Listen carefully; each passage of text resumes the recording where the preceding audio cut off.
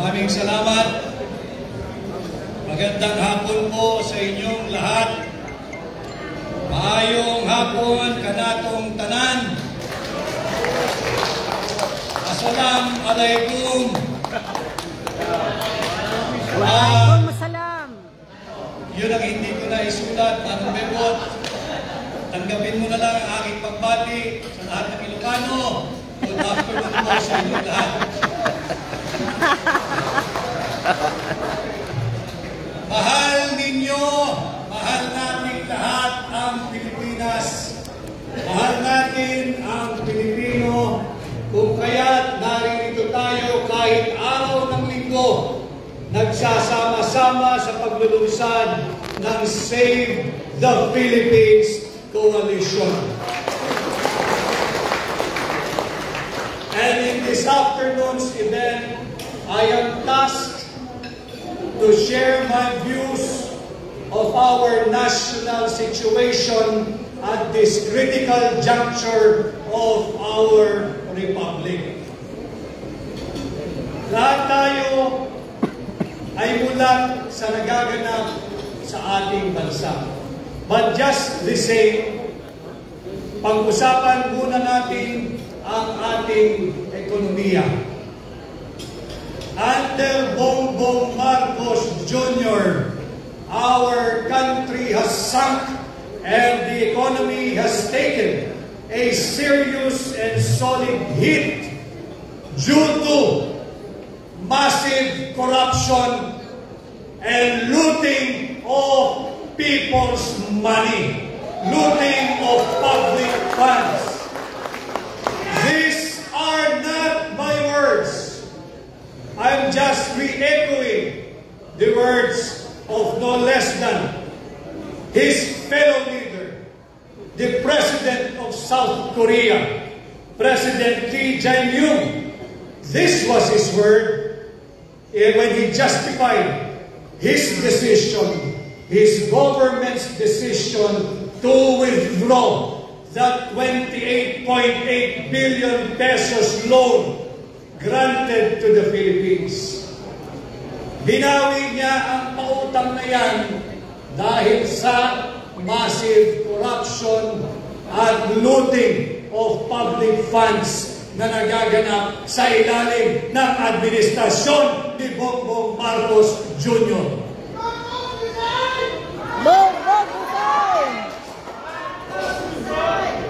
The value of our peso has sunk and has fallen in its lowest level and still stands at 59 to $1.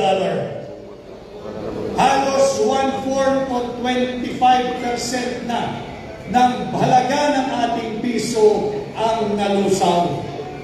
Parang kailan lamang noong taong 2022, nasa 55 pesos pa ang palitan ng piso kontra dolyar.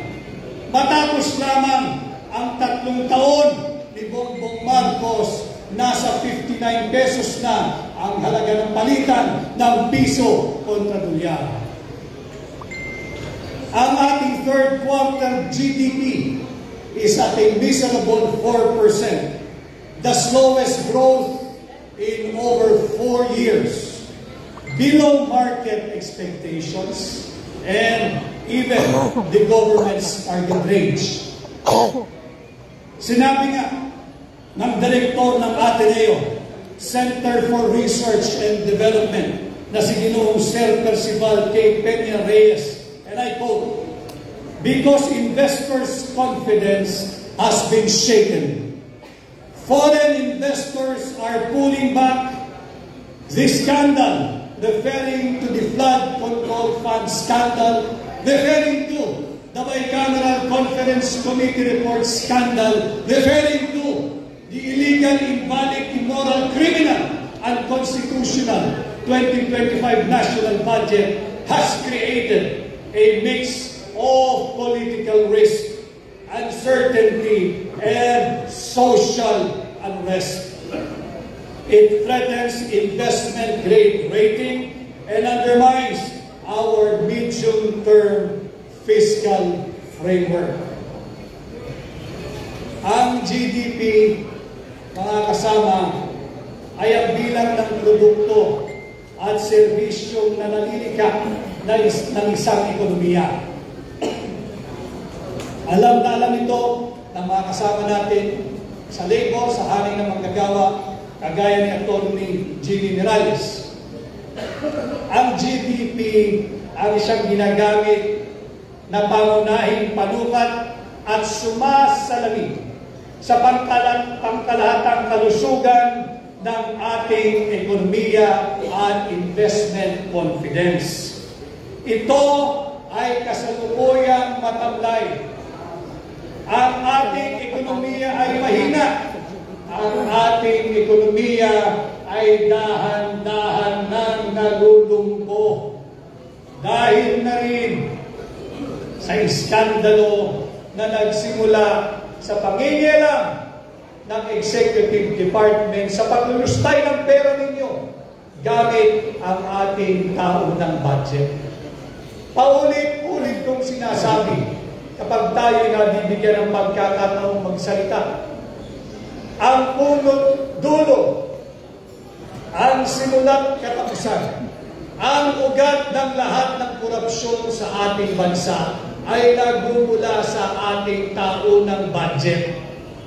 Nasa budget nakaangkla, nasa budget nakaugat ang lahat ng uri ng korupsyon, subalit lantaran, talamak at higit na garapalan sa ilalim ng Marcos Jr. Administration. Sinimulan niya ito sa pagpirma. Sinabi na namin, ibinunyag na ni Congressman Sid Bungab na napakaraming blanco diyan sa panukalang budget, diyan sa Bicameral Conference Committee report ng 19th Congress.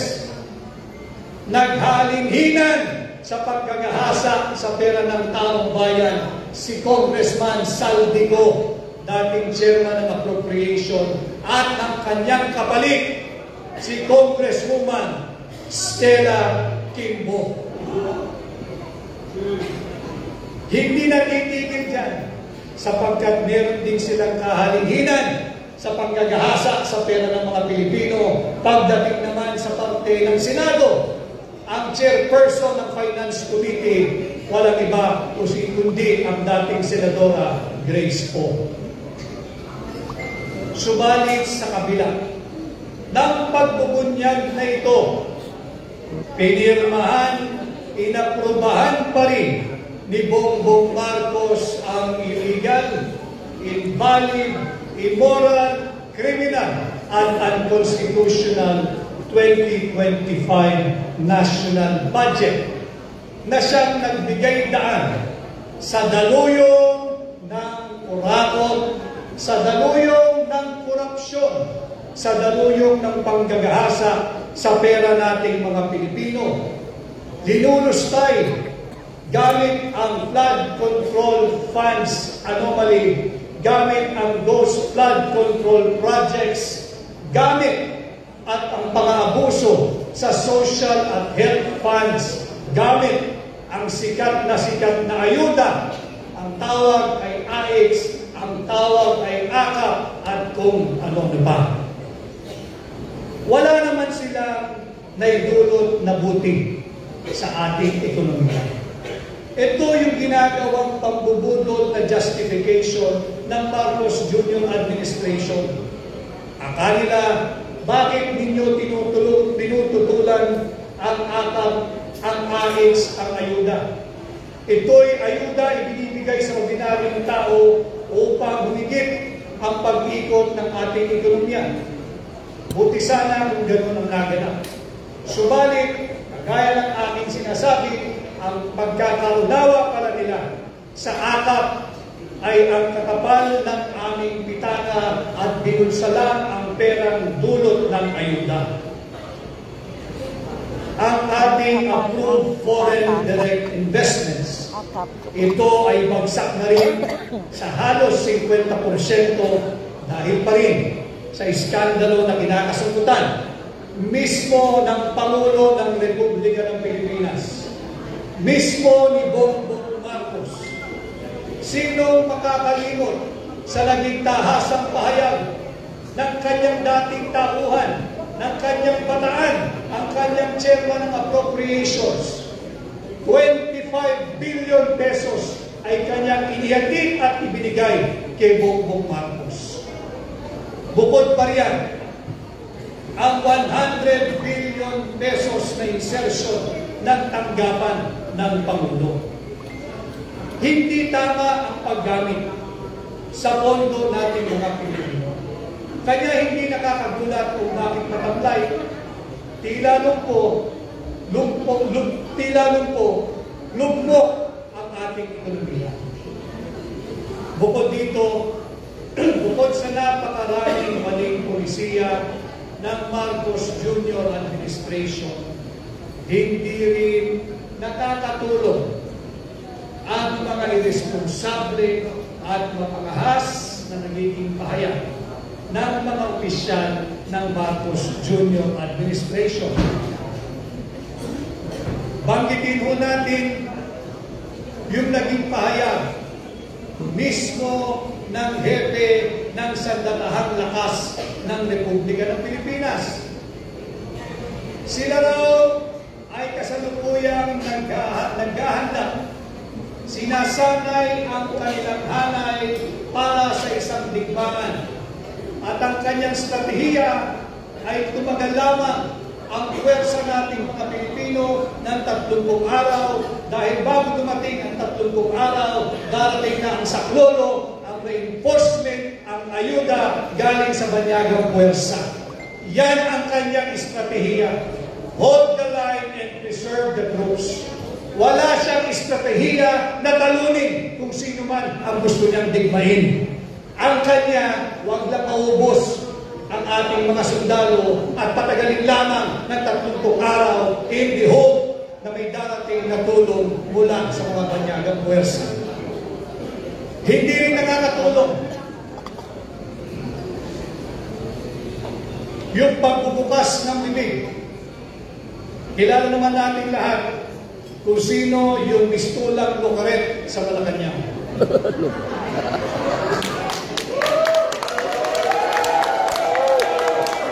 And we have all the right to call her out because sweldado ka ng mamamayang Pilipino.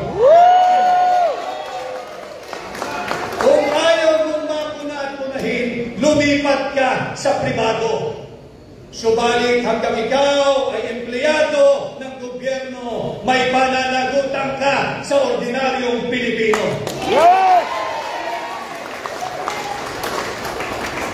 Marami akong nakilala ngayong hapon na pinagtutukuyan nila. Binabansagang destabilizers. Kailan pa naging destabilisasyon ang pagsabi ng Marcos resign?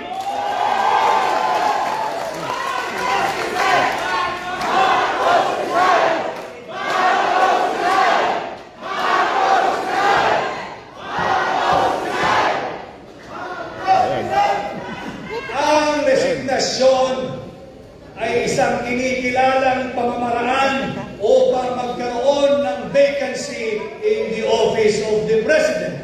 And therefore, death, permanent disability, removal from office, or resignation.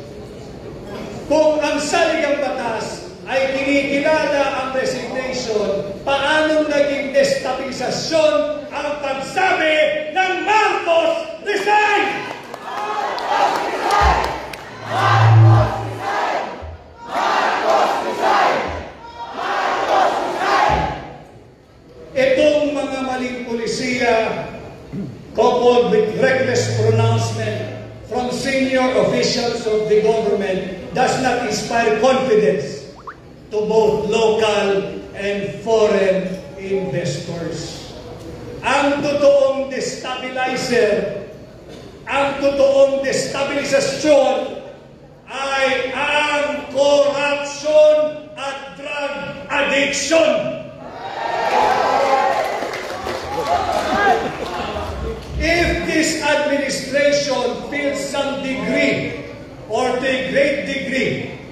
instability in their governance, huwag na silang maghanap ng sisisihin. Nasa loob ng Malacanang ang nagiging ugat ng destabilization. Uulitin ko, corruption and direct testimony, no less than by the presidential sister regarding drug addiction, is destabilization.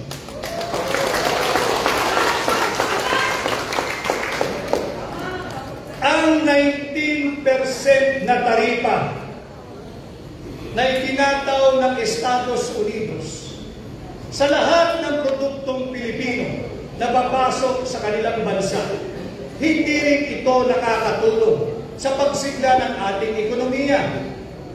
19% ang ipinapataw na taripa, samantalang 0% ang sa Estados Unidos.